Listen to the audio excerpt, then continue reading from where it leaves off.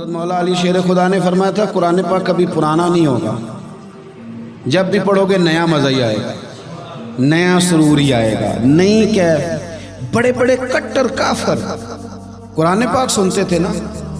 ایک دن عتبہ کہنے لگا ابو جہل سے اور دیگر لوگوں سے کہ بڑی ہو گئی لڑائی، بڑی ہو گئی بحث، اس طرح کرتا ہوں میں جا کے نا تو محمد ابن عبداللہ صلی اللہ علیہ وسلم میں جا کے بات کرتا ہوں حضور سے۔ عتبہ آ گیا، کہنے لگا میں مذاکرات کرتا ہوں۔ صاحب نے کہا چل تو سیاںہ آدمی ہے، سمجھدار ہے، چلا جا۔ جا کے نا تو وہی باتیں جو وہ ہمیشہ کرتے تھے۔ نبی کریم علیہ السلام سے کہنے لگا ہم سارے آپس میں ہیں، برادری ہے، قبیلہ ہے، ایک شہر ہے، پھر بھی لڑائیاں شروع ہو گئی ہیں۔ جو آپ کا کلمہ پڑھتے ہیں وہ الگ ہو گئے، جو ہمارے معاذ اللہ طریقے پہ ہیں وہ الگ ہیں، تو کوئی بات چیت نہ کر لیں بیٹھ کے۔ تو حضور نے فرمایا کرو نا۔ کہنے لگا اگر آپ سرداری چاہتے ہیں تو ہم دیتے ہیں، اور اگر آپ مال و دولت چاہتے ہیں تو معاذ اللہ ہم دیتے ہیں، جو آپ کہتے ہیں ہم کرتے ہیں۔ کسی طرح کا بھی آپ کا مطالبہ ہے تو ہم پورا کرنے کو تیار ہیں، تو آپ بتا دیں ہم وہ کر دیتے ہیں۔ وہ بڑی اس نے لمبی چوڑی تقریر کی، جتنی آفریں گنا سکتا تھا گنوائیں۔ کریم خاموش رہے۔ جب اس کی بات پوری ہو گئی تو حضور فرمانے لگے میں بھی کچھ بولوں؟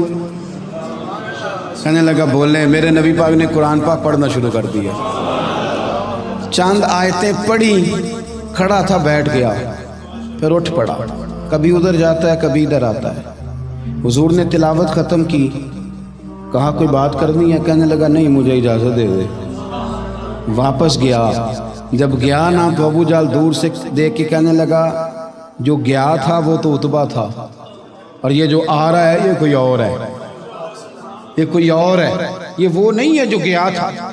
واپس آیا تو کہا کیا طے ہوا؟ کہنے لگا یار طے کیا کرنا ہے، میں نے شاعر بھی دیکھے، کاہن بھی دیکھے، جادوگر بھی دیکھے، میں نے زمانہ گھوما ہے، پر جو قرآن وہ پڑھتے ہیں وہ بندے کا کلام نہیں، وہ رب کریم کا ہی کلام ہے، وہ اللہ کا کلام ہے۔ تم نہیں مقابلہ کر سکتے، تم باز آ جاؤ، وہ تمہارے بس کی بات نہیں۔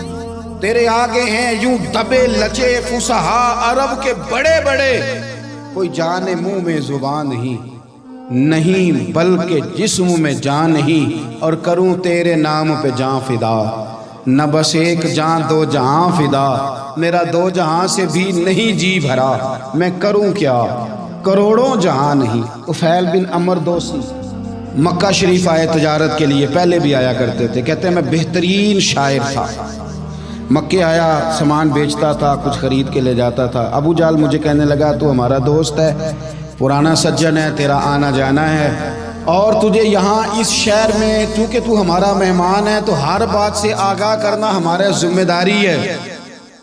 یہاں ایک شخص ہے محمد ابن عبداللہ، محمد ابن عبداللہ صلی اللہ تعالی علیہ وسلم اعلان نبوت کرتے ہیں، اور معاذ اللہ شاعر ہیں، جادوگر ہیں، ان کی تو نے بات نہیں سننی۔ کہتا میں نے کہا مجھے کیا ضرورت ہے، میں نے چند ہفتے ٹھہرنا ہے، مال بیچنا ہے، کچھ خریدنا، چلے جانا ہے، مجھے کیا ضرورت ہے؟ کہا اچھا میں نہیں سنوں گا بات۔ کہتا مجھے نظر آئے کئی دفعہ حضور، اور جہاں حضور ہوتے تھے میں قریب ہی نہیں جاتا تھا۔ کہتے ہیں ایک دن نا حرم شریف میں سادے سے کپڑے اور پاؤں میں سونے جوتے اور سر پہ یوں امامہ کے جیسے فرشتے بھی جھک جھک کے زیارت کرتے ہیں۔ کہتے ہیں کہ نور بھری کیفیات حضور تشریف لائے، اور تشریف لا کے رسول کائنات علیہ السلام حرم کعبہ کے ساتھ ٹیک لگا کے بیٹھ گئے، سر سے لے کر پاؤں تک تنویر ہی تنویر ہے۔ حضور تشریف فرما ہوئے، قرآن پاک پڑھنے لگے۔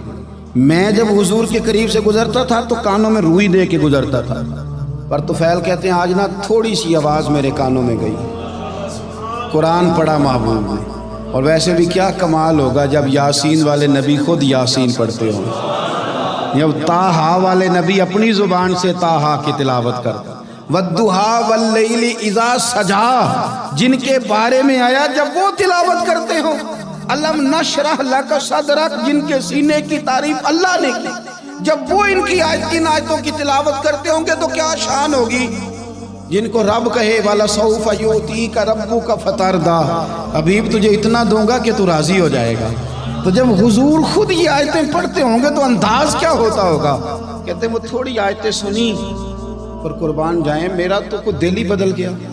میں بڑا بہترین شاعر تھا، لفظوں کے تراشے مجھے خوب آتے تھے، الفاظ کے بام و در سے میں آگاہ تھا، اچھا ادب میں جانتا تھا، پر میں نے کہا یہ کلام، یہ انداز، لو انزلنا ھذا القرآن علی جبل لرأیتہ خاشعا متصدعا من خشیۃ اللہ، یہ انداز پتھروں پہاڑوں پہ جائے تو وہ ریزہ ریزہ ہو جائیں۔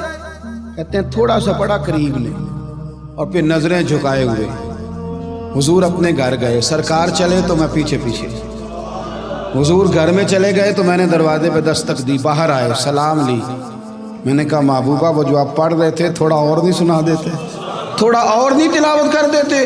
کہتے ہیں رسول پاک نے نا پھر قرآن پڑھنا شروع کیا، میں کبھی بیٹھتا تھا کبھی اٹھتا تھا، جب حضور نے تلاوت مکمل کی تو میں نے آگے بڑھ کے ید اللہ والا ہاتھ تھاما اور دست مبارک پکڑ کے کہا سونیا، یہ مجھے کہتے تھے نہ سننا، میں نے زمانہ دیکھا ہے، میں کوئی عام آدمی نہیں، میں سردار ہوں، میں نے دنیا دیکھی ہے، مجھے قسم ہے تو آپ کی زبان سے نکل رہا ہے وہ بشر کا کلام نہیں، آپ مجھے کلمہ پڑھائے، میں مسلمان ہونا چاہتا ہوں۔